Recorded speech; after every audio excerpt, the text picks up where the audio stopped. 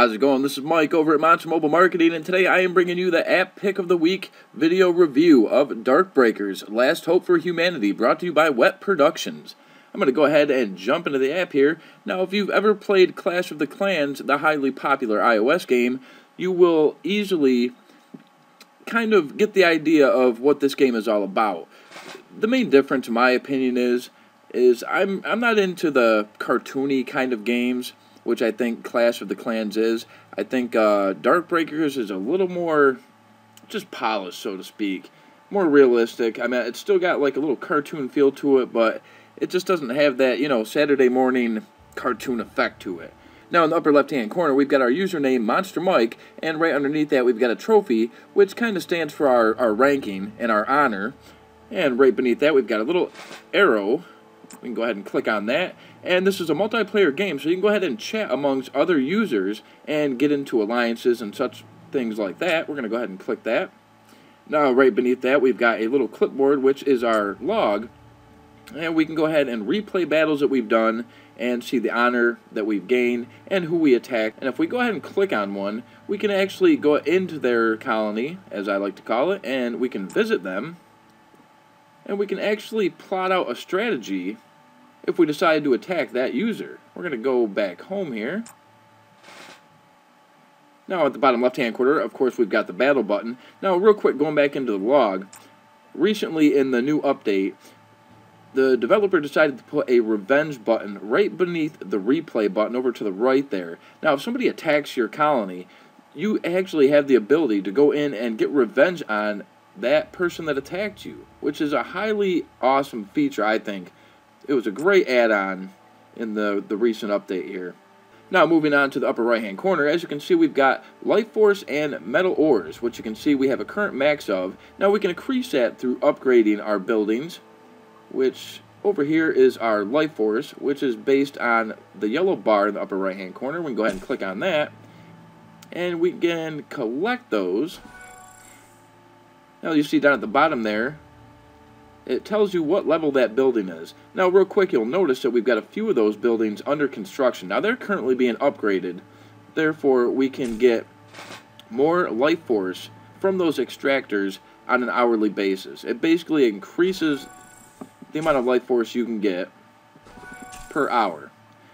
Now another newly updated thing is down at the bottom, we've got a little info button that gives you more details about each building and what it adds if you go to upgrade it. You can see it's got the hit points, the storage, the hourly production, and a little brief detailed thing down at the bottom there. We're going to go ahead and box out of that. Now, right beneath, going back to the upper right hand corner, right beneath the Life Force, we have our Metal Ore. Now, these are these buildings right here, and we can go ahead and collect those. And again, it's got the info. You can go ahead and click on that. It shows the hourly production and all of the stuff, just like the Life Force extractor.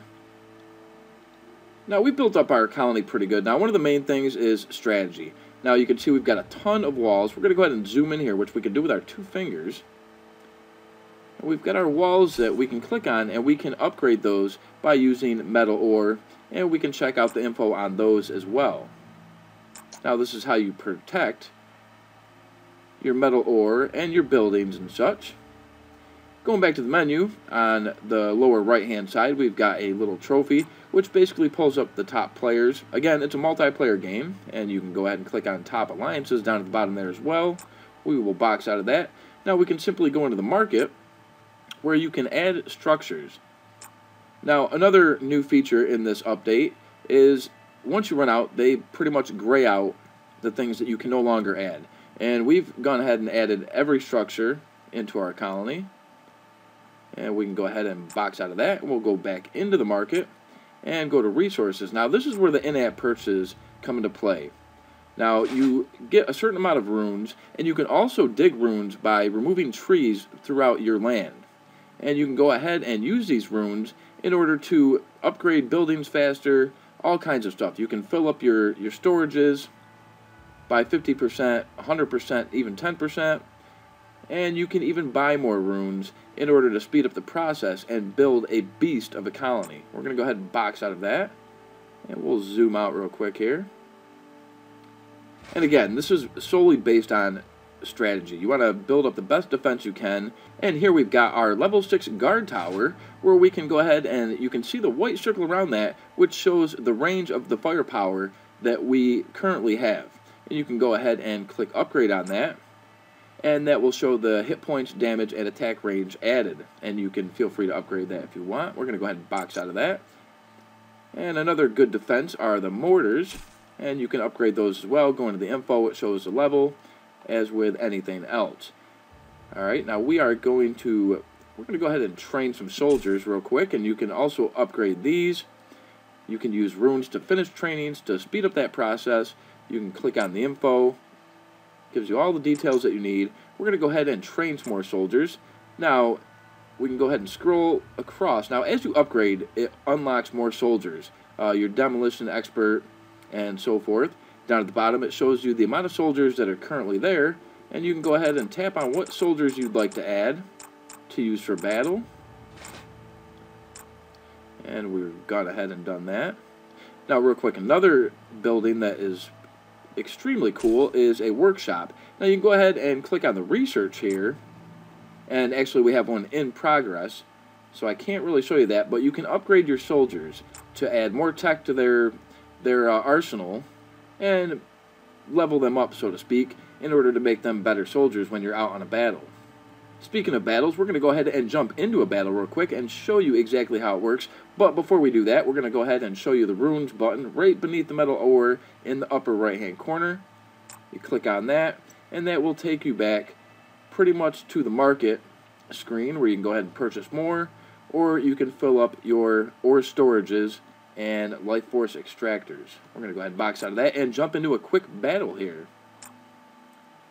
Now, as soon as you hit this, you'll notice in the upper right hand or left hand corner, excuse me, we've got Monster Mike versus the Big Midget, and we've got a little timer right beneath that where we can kind of look and strategize whether or not we want to attack these people. Now, as you can see, they've got their area quite fortified, and we're going to go ahead and click next in the bottom right hand corner. And you'll notice down at the bottom a list of soldiers, and those are the ones that we have available right now to go ahead and attack these people. Go ahead and look at the ones that we choose to battle here. Now, a lot of these are barricaded extremely well. As you can see, you've got the mortars, you've got the guard towers. Those are probably going to be difficult to wipe out. You also notice in the upper right hand corner that there is 100% operational, of course, because we haven't attacked them yet. Now, we're looking for weak spots for the most part. And we are going to go ahead and click next. I'm going to try to find a somewhat easy one, I guess, in order to really show how the game functions, which this could be tough. Alright, so I think I found one. So I'm going to go ahead and click my soldier. I'm going to place him over here just by tapping the screen in the area I want him in. You want to move around the screen and, again, really use strategy on this. Now we're going to click over to our wreckers here. We're going to take out this tower. We'll click to our demolitions, and we'll try to get over to this tower here. Which the demolition guys are really good at knocking out these unupgraded walls here. And one thing I like to point out is sometimes when you place a soldier, you want them to go in one direction and they happen to veer off into another, which can be a little annoying at times, I guess. Now, as you can see, I'm going to zoom in here a little bit. Our demolitions guy did open up a slot in that wall. So we are going to send some of our wreckers in there to eliminate that guard tower so we're not getting shot. And you can see the little bar of damage that we're currently doing. And that one is gone. So we are going to try to send in a few demolition people. And of course they go the opposite way that we don't want them to go, which hopefully that will be upgraded in a future update. We're going to send in some wreckers here. You really can multitask as you go along and do this, putting soldiers all over the place, again, strategically, so you can really get in and do some damage here. And we're going to go ahead and send in some more wreckers. And of course that mortar is really doing some damage here. We're going to try to get that guard tower out of the way so we can go in and steal some of their metal ore and their life force, which will be put into our account. So when we get back to our colony, we can upgrade our buildings and defenses as well. Now you'll notice in the upper right hand corner, they are down to 63 operational. Now when you get to 50, you win the battle. But it's always good to take out and steal as much of their metal ore as possible. That way we can take it back to our colony and again upgrade the things that we want to upgrade and speed along the game. Now we're looking around for another strategic spot we'd like to attack without being hit by their guard towers and such. We're going to send a few more. We're running out of soldiers, as you can see down at the bottom there. And we're looking for another opening spot. We'll see if we can get a demolitions guy over here to... And of course they go right to the building rather than the wall that I wanted them to. That's quite alright. Once that building explodes, it does actually take out part of the wall with the C4. And we are going to place some of our wreckers here. Now obviously the more soldiers you have available down at the bottom, the more likely chance that you're going to have in order to wipe out their complete colony there. Now we are running out of the wreckers, which we happen to really like. They are one of our favorites. They go to the guard towers and they wipe them out extremely quick if you've got a huge group of them. Now you'll notice down at the bottom, all of our soldiers are completely in battle right now. And we've got their colony down to 33% operational, which means we've already won the battle, but we'd like to get a little more life force out of them and metal ore. And I think all of our soldiers are dead, and you can see battle 1. It shows the amount of metal ore that we have gained, as well as life force, and the amount of structures that we destroyed, as well as honor. And we're going to go ahead and click home.